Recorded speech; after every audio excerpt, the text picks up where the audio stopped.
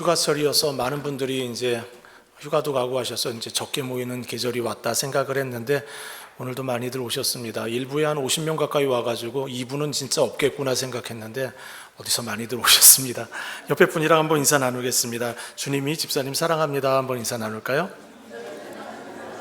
네. 우리가 지난주에 이어서 계속 사울 왕의 이야기를 듣게 되는데요. 왕을 원하는 이스라엘에게 하나님은 사울을 그들의 입맛에 맞는 사울을 왕으로 정해줍니다. 하나님은 사울을 왕으로 세우면서 그에게도 모든 하나님의 사람이 테스트를 받는 것처럼 왕에 합당한지를 테스트하십니다. 사울은 하나님이 이스라엘 왕에게 요구하는 그 왕의 기준에 합당한 사람인지를 스스로 입증해야 했습니다. 사무엘은 사울에게 머리에 기름을 부으며 왕의 소명을 알려주었는데요. 10장 5절 말씀입니다. 이렇게 되어 있어요. 내게는 여호와의 영이 크게 임하리니 너도 그들과 함께 예언하고 변하여 새 사람이 되리라. 이 징조가 내게 임하거든 너는 기회를 따라 행하라. 하나님이 너와 함께 하시느니라. 하나님이 요구하는 왕의 기준이 뭡니까? 성령이 크게 임한다는 거예요. 하나님이 영이 임하면 기회를 따라 행하라 라고 하였습니다. 여러분, 기회를 따라 행하는 게 무엇일까요? 사무엘은 사울에게 하나님의 영이 크게 임하는 장소를 미리 알려주었는데요. 하나님의 산이라고 알려주었습니다. 그리고 그곳에는 블레셋 사람들의 주둔지가 있다고 알려주셨습니다. 거기에 도착할 때 하나님의 영이 강하게 임할 것이라 하셨습니다. 하나님의 산, 히브리어로 기브아 엘로힘입니다. 기브아, 사울의 고향입니다. 사울이 살고 있는, 그의 가문이 살고 있는 그 마을에도 이미 블레셋 사람들이 주둔하고 있었습니다. 이스라엘을 착취하고 괴롭히고 있는 사람들이 그곳에 있었어요. 하나님은 사울에게 내가 너의 마을에 들어갈 때에 하나님의 성령이 강하게 임할 텐데 그때 기회를 따라 행하라고 하였어요. 기회를 따라 행하라, 이 말을 성경학자들은 블레셋을 공격하라 라는 것으로 해석을 합니다. 왜냐하면 사울의 사명을 하나님께서 사무엘에게 먼저 알려주셨거든요. 이렇게 말씀하셨습니다. 너는 그에게 기름을 부어 내 백성 이스라엘의 지도자로 삼으라. 그가 내 백성을 블레셋 사람의 손에서 구원하시리라. 사무엘은 사울 왕의 사명이 무엇인지를 알고 있어요. 그리고 그 맥락에서 기회를 따라 행하라라고 이야기를 하는 겁니다. 블레셋을 치라고 말씀하신 거예요. 그리고 하나님의 말씀대로 성령이 강하게 사울 왕에게 임했습니다. 하지만 그는 블레셋을 치지 않습니다. 아무것도 행하지 않고 그냥 그 길을 지나갑니다. 그의 행동을 통해서 우리가 알 수 있는 게 있어요. 하나님이 세운 왕이라면 블레셋을 공격했어야 합니다. 만일 그날에 사울이 순종했다면 하나님은 그 다음 과제를 이어서 하셨을 겁니다. 그 다음 과제가 성경에 이렇게 나와 있습니다. 너는 나보다 앞서 길갈로 내려가라. 내가 내게로 내려가서 번제와 화목제를 드리리니 내가 내게 가서 내가 행할 것을 가르칠 때까지 7일을 기다리라. 사울이 성령 충만해졌을 때에 블레셋을 공격하지 않았기 때문에 지금 사무엘이 사울에게 이야기하는 오늘 파워포인트에 나오는 저러한 일들은 일어나지 않았습니다. 사울왕은 길갈에서 사무엘을 기다릴 이유가 없었습니다. 하나님의 관점에서 사울은 불합격했습니다. 그런데 사울은 이스라엘 백성들이 기대하던 방식대로 그가 왕이 됩니다. 왕이 되는 과정이 되게 흥미로워요. 분명히 블레셋을 치면 그리고 길갈로 와서 그곳에서 하나님께 제사를 드리고 왕이 되어야 되는데 그 과정을 밟지 않습니다. 블레셋 사람을 치지 않고 야베스 길르앗에 이스라엘을 괴롭히는 암몬 사람들을 쳐서 이스라엘 백성들을 사울이 구원합니다. 이스라엘 백성들은 열광합니다. 우리가 기다렸던 왕이다. 그리고 그를 위하여 번제와 화목제를 드릴 것을 요청합니다. 사무엘이 와서 번제와 화목제를 드려 그를 왕으로 세웁니다. 성경에 참 재밌는 표현이 나오는데요. 그때 그가 왕이 되던 때에 사울과 모든 백성들은 기뻐했다 나오는데요. 사무엘은 기뻐했다라는 말을 성경은 쓰지 않고 있습니다. 하나님은 기뻐하지 않았다는 거예요. 그리고 그로부터 2년의 세월이 흘렀습니다. 시간 참 빠르게 흘러갑니다. 사울이 블레셋을 치지 않았잖아요. 그런데 2년이 지난 후에 사울의 아들 요나단이 군사 1000명을 거느리고 가서 블레셋을 칩니다. 어디에서 쳤냐면 게바라는 곳에서 쳤는데요. 게바는 기브아와 같은 이름입니다. 게바, 기브아 이름이 비슷하잖아요. 성경학자들 같은 지명이라고 이야기합니다.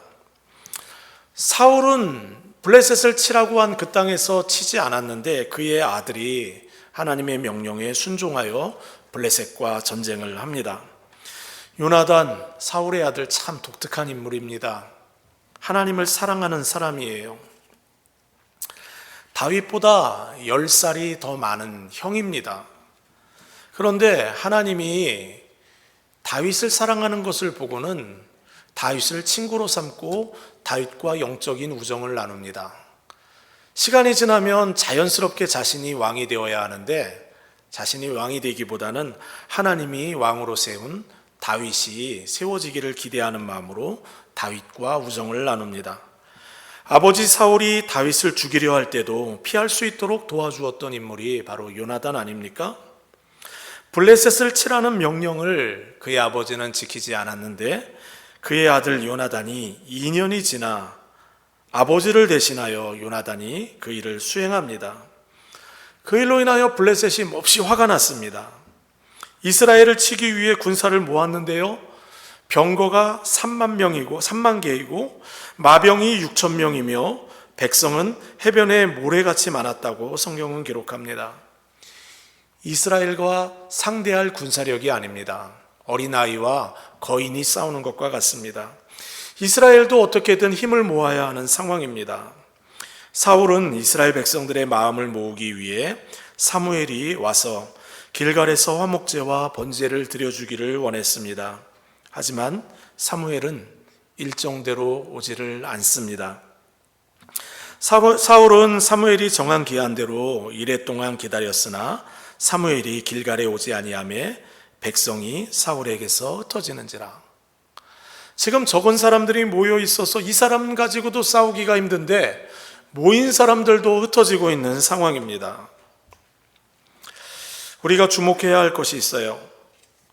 사울이 블레셋을 치면 하나님의 선지자가 와서 번제와 화목제를 드리고 사울을 왕으로 삼겠다고 했던 그 프로세스가 다시 진행되고 있는 것처럼 보여집니다.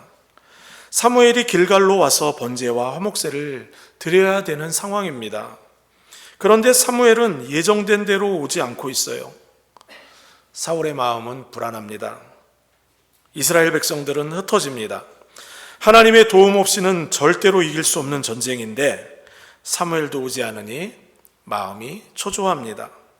이럴 때 사울은 어떻게 해야 합니까? 사무엘 대신 자신이 가진 왕의 권한으로 하나님께 제사를 드려야 합니까? 아니면 사무엘이 오기까지 기다려야 할까요? 2년 전에 사무엘이 사울에게 했던 말이 있어요.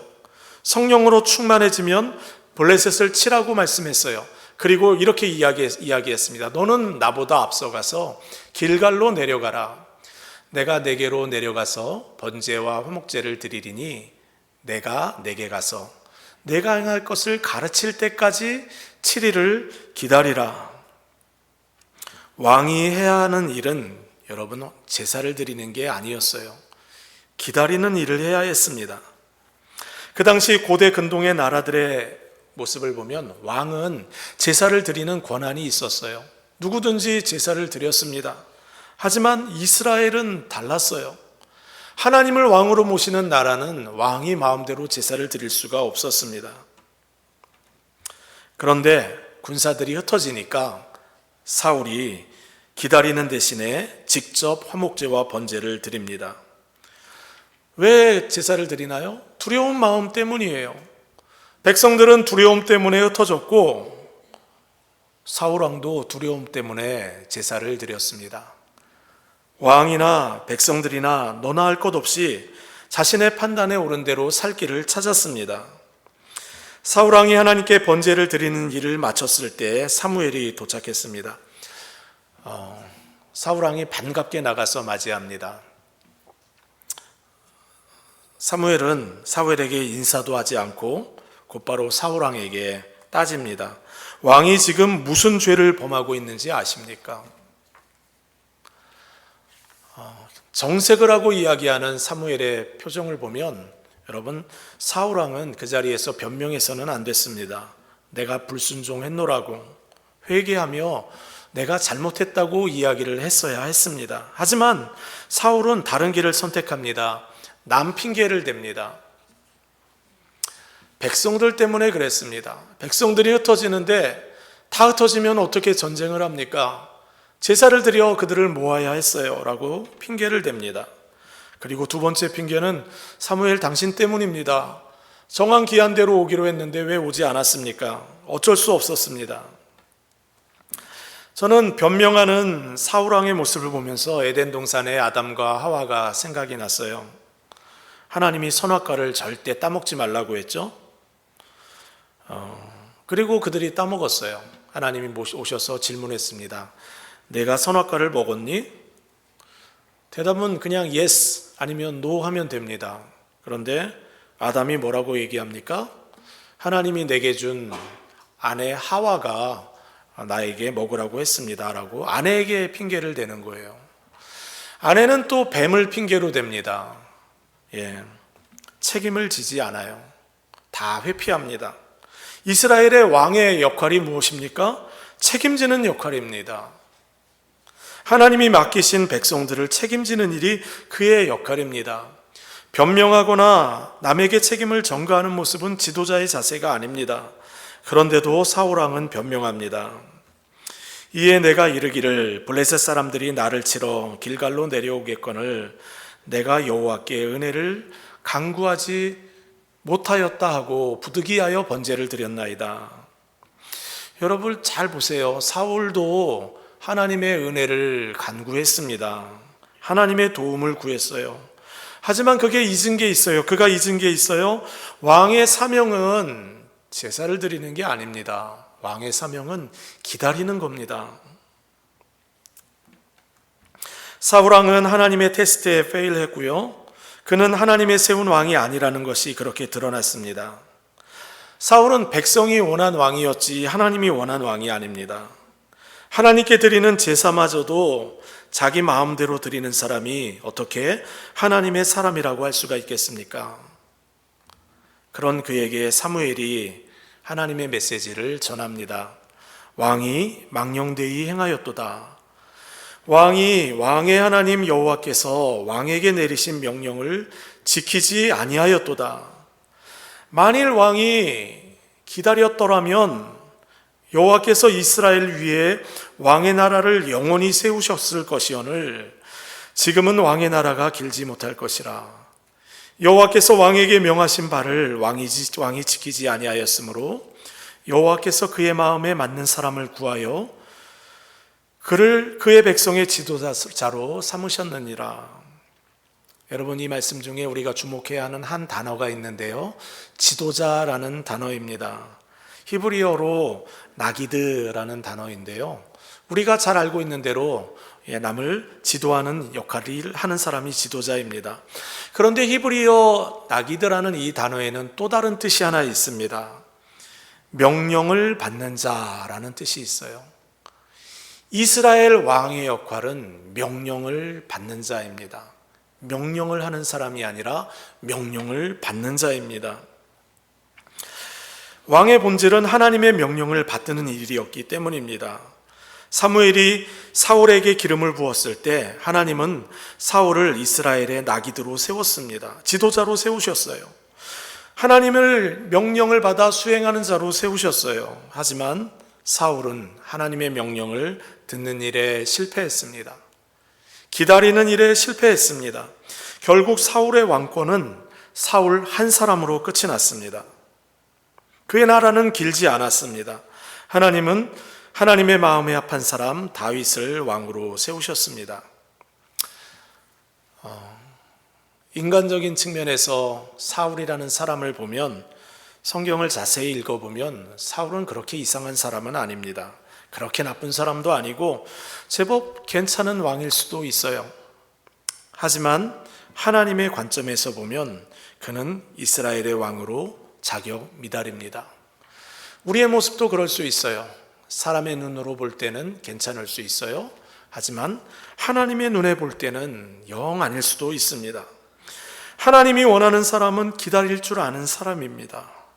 하나님의 음성을 듣는 사람, 듣고 순종하는 사람, 하나님이 찾는 사람입니다. 하나님은 오늘도 하나님의 뜻을 확인할 때까지 기다릴 줄 알고, 하나님이 말씀하시는 것이면 어떻게 해서든지 순종하려고 마음을 정하는 사람들을 찾고 계십니다. 성경에 등장하는 모든 하나님의 사람들의 공통점을 보면 기다리는 사람입니다. 그리고 순종하는 사람이에요. 신앙생활의 여정은 여러분 광야길을 가는 것과 같아요. 사막과 광야길을 가다 보면 오늘은 분명히 길이 보이는데 내일은 길이 사라져 버립니다. 어디로 가야 하는지, 무엇을 해야 하는지 알지 못할 때가 있어요. 그럴 때는 어떻게 해야 합니까? 내 생각과 내 판단대로 하는 게 아니에요. 신앙인은 그 자리에서 하나님의 은혜를 구하고 하나님의 말씀을 기다려야 합니다. 아브라함은 목적지를 알지 못한 채 하나님이 말씀하셨을 때 떠납니다. 내 계획대로 가는 게 아니에요. 하나님이 가라고 하니까 떠나는 거예요. 목적지를 가르쳐 주지도 않으셨어요. 그런데도 갈 바를 알지 못하고 떠납니다. 노아는 하나님이 배를 만들라고 하셨을 때 산 위에서 만듭니다. 120년 동안 배를 만드는데요, 비가 오겠다고 했는데 비는 오지 않아요. 오랜 기다림, 오랜 순종, 우직하게 기다리며 순종합니다. 호세아는 음탕한 여인 고멜과 결혼하라고 했을 때 주의 음성에 반문하지 않았습니다. 예레미야는 선지자로 부름받을 때 하나님이 참 고약한 사명을 주셨어요. 내가 전하는 메시지 백성들이 듣지 않을 거다. 그 메시지를 싫어할 거고 너를 핍박할 거다. 그런데도 예레미야는 그 사명을 감당합니다. 베드로는 나를 따라오라 사람을 낚는 어부가 되게 하겠다라고 말씀하셨을 때 배와 그물을 버려두고 따라 나섰습니다. 예수님은 우리를 구원하기 위해 하늘 영광을 버리시고 이 땅에 사람의 몸을 입고 오셔서 우리의 죄를 대신 짊어지시고 죽기까지 순종하셨습니다. 왜 하나님은 듣기 위해 기다리는 사람, 듣기는 하는데 듣기만 하고 딴짓하는 사람이 아니라 순종하는 사람들을 기뻐하실까요? 신앙생활은 나를 믿는 것이 아니라 하나님을 믿는 것이기 때문에 그렇습니다. 신앙생활은 내 마음대로 내 계획대로 사는 삶이 아닙니다. 하나님께서 내게 명령하시는 것을 기다리며 들을 줄 알고 하나님이 하신 말씀에 순종하며 사는 삶, 그렇게 살다가 하나님 앞에 서는 것이 믿음 생활이기 때문에 그렇습니다. 그리스도인들은 자기 자신을 위해 살지 않습니다. 하나님의 영광을 위해서 살고 하나님이 내게 부탁한 이웃들을 위하여 살아갑니다. 안타깝게도 사울에게는 그런 모습이 없습니다. 하나님을 위해서 살려는 마음이 사울에게는 없습니다. 그도 하나님의 은혜를 구했어요. 하지만 철저하게 자기중심적이고 이기적인 목적으로 하나님의 은혜를 구했습니다. 사울 인생의 주인공은 하나님인 적이 없어요. 항상 자기 자신이 주인공입니다. 나를 위해 하나님이 필요한 것이지 하나님을 위한 나의 인생은, 이런 생각이 그에게는 없어요. 그렇다고 해서 우리는 사울을 욕하기만 해서는 안 됩니다. 인간의 본성이 원래 사울처럼 다 이기적이고 자기중심적이기 때문에 그래요. 성경은 만물보다 거짓되고 부패한 것이 사람의 마음이다. 왜 우리가 이기적이고 교만하고 자기중심적입니까? 죄악된 우리의 마음이 그렇다는 거예요. 사람의 마음이 계획하는 바가 어려서부터 악하다고 했어요. 말세에는 고통하는 때가 올 것인데 그 이유는 사람들이 자기를 사랑하고 자랑하며 교만하기 때문이라고 했습니다. 매사에 자기중심적인 사람과 함께 지내면 인생은 고통스럽습니다. 왕이 자기밖에 모르면 신하들과 백성들은 고통스럽습니다. 세상이 이렇게 살기 어려워져가는 이유가 무엇입니까? 사울처럼 스스로 왕이 되기를 힘쓰는 사람이 점점 늘어나기 때문입니다. 섬기려는 마음보다 섬김을 받으려 하고 매사에 이기적인 사람이 점점 더 많아지기 때문에 세상은 고통스럽습니다. 하나님의 음성을 기다릴 줄 알고 마음 중심에 하나님께 순종하려고 힘쓰는 사람들과 함께 세상을 살면 세상은 살만합니다. 이기적이지 않고 서로 섬기려 하고 하나님께 순종하기를 힘쓰는 사람들이 곁에 있는데 왜 세상 사는 게 힘들겠어요? 성령이 충만했던 초대교회 모습 기억합니까?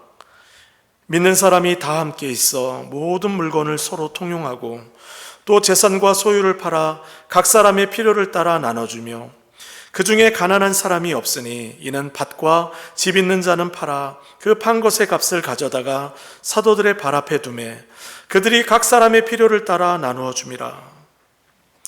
이기적인 마음을 가진 사람들은 상대 것을 빼앗으려고 합니다. 탐심을 가져요. 하지만 성령 충만한 사람은 하나님이 자신에게 주신 것을 가지고 남을 섬기려고 합니다. 여러분, 우리가 예수를 제대로 믿으면 배우자에게서 무엇인가를 빼앗으려고 하지 않습니다. 예수를 제대로 믿으면 배우자를 섬기려고 합니다. 부족한 부분을 채워주고 도와주고 섬기려고 합니다. 하지만 성령 충만하지 않으면, 예수를 제대로 믿지 않으면 우리 누구도 어느 누구도 예외 없이 사울처럼 행동합니다. 사울왕도 하나님의 은혜를 구했어요. 하지만 그는 하나님에게서 무엇인가를 얻기를 원하는 마음으로 구했지 하나님의 음성을 들으려 하지 않았고 순종하려고 하지도 않았습니다. 사울은 하나님을 향한 그 자세 자체가 처음부터 틀렸습니다. 우리도 사울과 같이 그런 마음가짐으로 신앙생활을 하는 경우가 있습니다. 헌금을 해도 복을 받기 위해 헌금하고 봉사를 해도 하나님이 뭔가를 줄 것을 기대하며 봉사할 때가 있습니다. 이럴 때는 모든 것이 나 중심입니다. 하지만 하나님의 마음에 합한 사람은 나를 위하여 하지 않습니다. 하나님을 위하여 합니다. 내 생각과 내 계획보다 하나님의 생각과 하나님의 계획이 더 중요합니다. 하나님이 언제든지 내 인생에 개입할 수 있음을 인정합니다. 하나님이 나에게 무엇이든 요구할 수 있음을 인정합니다. 그리고 주님이 요구하시면 내가 원하지 않아도 나를 쳐서 하나님께 복종시킵니다. 순종합니다. 아담과 하와가 왜 타락하여 죄와 죽음이 세상에 들어오게 되었는지 여러분 기억하십니까? 뱀이 와서 속였어요. 선악과를 먹으면 내 눈이 밝아져서 하나님처럼 될 거다라고 이야기했죠. 피조물인 인간이 감히 하나님처럼 되기를 원했습니다. 여러분, 하나님이 아담과 하와에게 로봇처럼 무조건 순종해라 이런 것들을 요구하는 게 아니었어요. 에덴 동산을 주시고 다 누리라고 하셨어요. 하나님의 모든 자원을 에덴 동산에 다 쏟아 놓으시고 누리라고 하셨어요. 그리고 선악과를 중간에 두시고 볼 때마다 기억하라고 하셨어요. 인간의 존재는 하나님께 순종할 때에 하나님의 자원을 누리며 살아가는 것을 잊지 않으라고 말씀하셨습니다. 순종은 자유를 빼앗는 것이 아닙니다. 하나님 아버지는 육신의 아버지와는 차원이 다릅니다. 여러분, 우리도 자녀들에게 좋은 거 주고 싶어 하잖아요. 하나님은 말해 못하겠습니까? 순종할 때 부모의 복이 자녀에게 흘러가듯이 하나님께 순종할 때 하나님의 복이 우리에게 흘러옵니다. 하나님은 다 주고 싶어 하시는데 마귀는 아담과 하와를 유혹합니다. 선악과를 먹으면 눈이 밝아져 하나님처럼 될 것이다. 눈이 밝아져 하나님처럼 되는 게 뭡니까?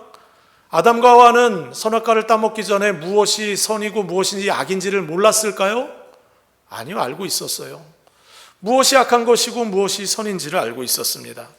그렇다면 여러분, 선과 악이 무엇인지를 아는 게 뭘 의미합니까? 내가 선과 의를 판단하겠다는 거예요. 선과 의를 판단하는 기준은 하나님이 아니라 나 자신이 되겠다는 겁니다. 내가 결정하겠다는 거예요. 선악과를 따먹고 그렇게 될 줄 알았습니다. 여러분, 그런데 그 결과가 무엇입니까? 하나님으로부터 신령한 지혜를 갖게 된 것이 아니라 자신이 벗었다는 사실, 수치심을 갖게 되었어요. 죄책감을 갖게 되었어요. 부끄러움을 갖게 되었어요.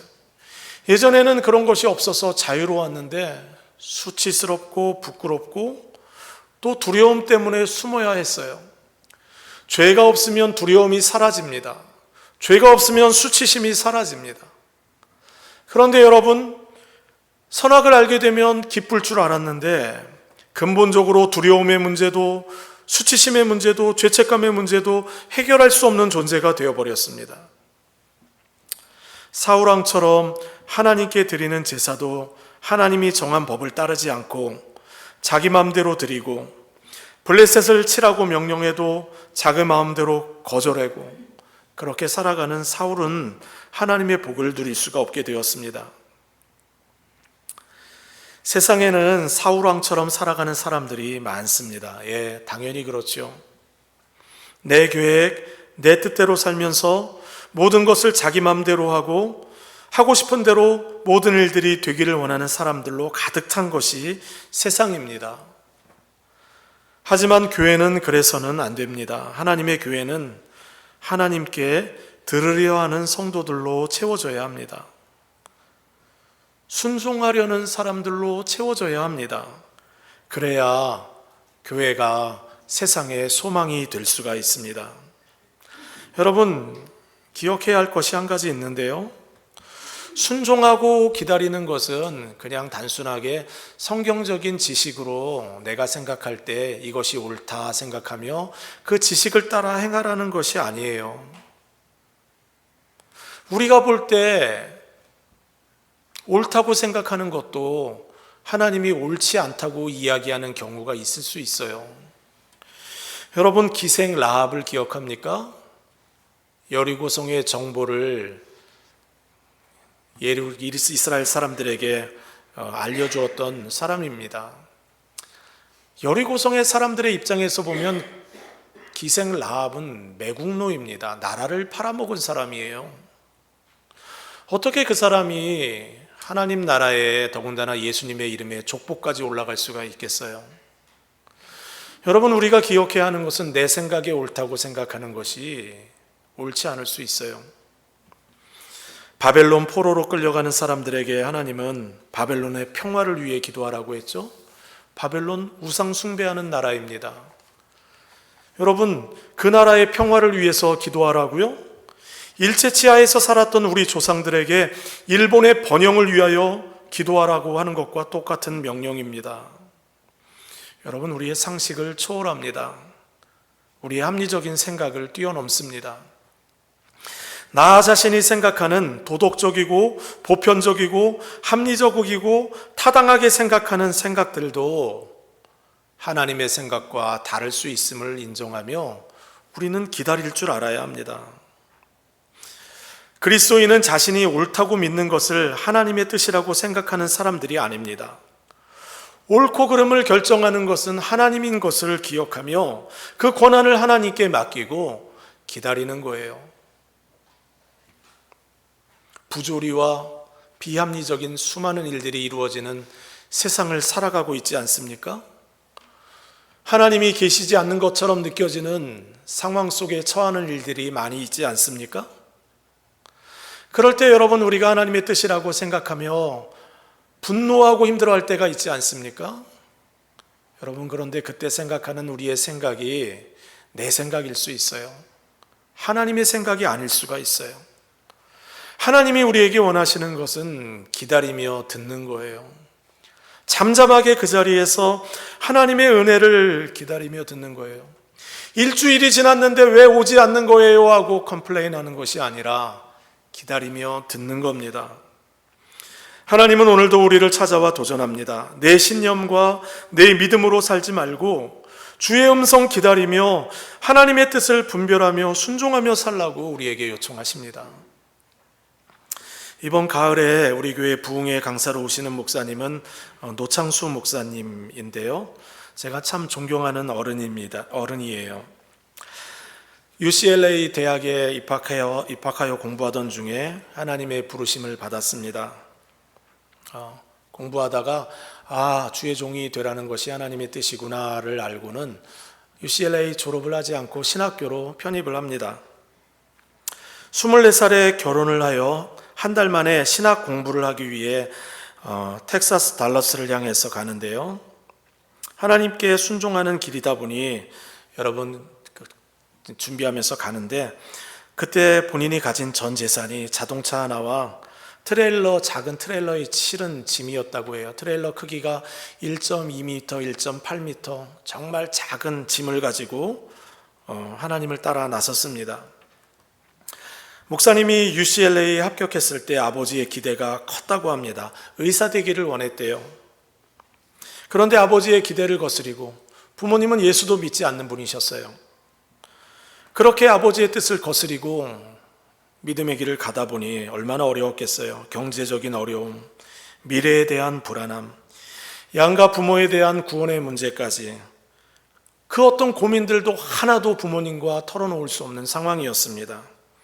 하나님이 부르셨으니까 책임지겠지 하고 믿음의 길을 걸어갑니다. 믿음은 여러분 목사님처럼 듣고 순종하는 거예요. 하나님이 개입하셔서 말씀하시면 따라가는 거예요. 내가 꿈꾼 미래가 있어도 하나님이 멈추라고 하면 멈추고 하나님이 제시하는 방향을 바라보는 겁니다. 목사님이 마음에 늘 기억하며 살아가는 중심 메시지 성경 구절이 하나 있다고 했는데 너는 마음을 다하여 여호와를 신뢰하고 내 명철을 의지하지 말라. 너는 범사의 그를 인정하라. 그리하면 내 길을 지도하시리라. 목사님 고백합니다. 하나님을 신뢰하고 기다리며 순종하며 살면서 인생의 무거운 짐들을 하나씩 해결할 수 있었다고 해요. 견딜 수 있었다고 고백합니다. 방향을 잃지 않을 수 있었다고 해요. 내 뜻을 내려놓고 하나님께 맡길 때 평안을 누릴 수 있었다고 고백합니다. 하나님께 항복하면 언제든지 하나님이 나타나 도와주셨다고 고백합니다. UCLA에 합격하여 공부할 정도면 똑똑한 분 아닙니까? 그런데 저는 목사님을 떠올리면 항상 기도하던 목사님이 떠오릅니다. 큰 교회 담임 목사님이셨잖아요. 새벽 예배를 거르는 적이 없습니다. 주일에도 새벽 예배가 있는데요. 주일 4부 예배까지 드립니다. 새벽 예배에 담임 목사님이 나와서 예배를 드려요. 그리고 1부, 2부, 3부, 4부 설교를 합니다. 평일 새벽에 나와서 기도를 하시는데 모든 부목사님보다 먼저 나와서 기도를 시작하시고 모든 부목사님이 자리에서 일어나기까지 기다렸다가 마지막으로 일어나서 기도의 자리를 떠납니다.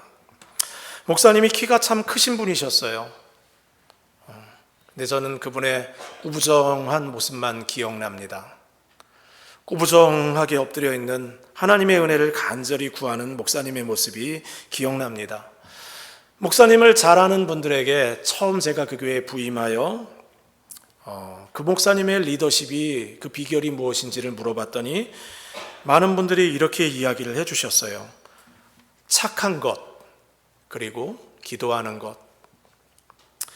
하나님은 그 목사님에게 미국에서 가장 큰 한인교회 2교회를 연이어 섬기게 하셨습니다. 제가 사역했던 워싱턴 중앙장로교회에서 9년을 섬겼고 남가주 사랑의 교회에서 13년을 섬겼습니다. 목사님을 하나님이 귀하게 쓴 것은 그분의 재능이 아닙니다. 주님이 말씀하실 때까지 기다리는 그 모습, 주님이 말씀하시면 순종하는 그 모습을 하나님이 사용하셨습니다. 여러분, 믿음이 무엇입니까? 믿음은 하나님이 말씀하실 때까지 기도의 자리에서 기다리는 겁니다. 내 생각대로 행동하지 않고 듣고 순종하는 것이 믿음이에요. 기다리는 기도의 자리에서, 말씀 앞에서 순종의 자리에서 하나님의 사람으로 세움받는 것, 이것이 하나님이 우리에게 원하시는 삶의 모습입니다. 주님 앞에서 기다리는 성도님들 되시길 바랍니다. 기다릴 뿐만 아니라 주님이 말씀하시면, 주님이 개입하시면 주의 종 듣겠습니다 고백하며 그렇게 반응하시는 저와 여러분 다 되시기를 주의 이름으로 부탁합니다. 함께 찬양하겠습니다.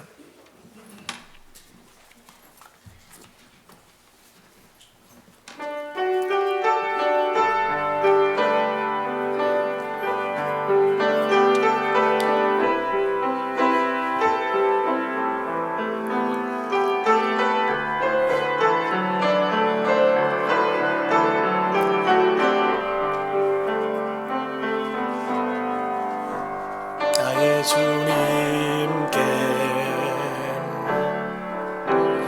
찬드리며 그 크신 사랑 주임제 감사해. 어두움 속에 찾아오셔서 주님의 영광 보게 하시네. 의심하는 나를 손 내밀어 잡아주시네.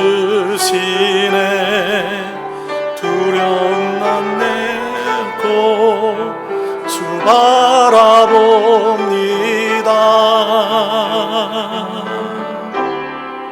주님을 보게 하소서. 나를 붙드소서. 내 뜻과 내 생각 내려놓고 주님 앞에 엎드려 주의 음성 기다리니 나를 부르실 때 믿음으로 걸어가리. 나의 주님께 찬양 드리며 나의 주님께 찬양 드리며 그 크신 사랑 주임제 감사해. 어둠 속에 찾아오셔서 주님의 영광 보게 하시네. 의심하는 나를 손 내밀어 잡아주시네. 두려운 맘 내려놓고 주 바라봅니다.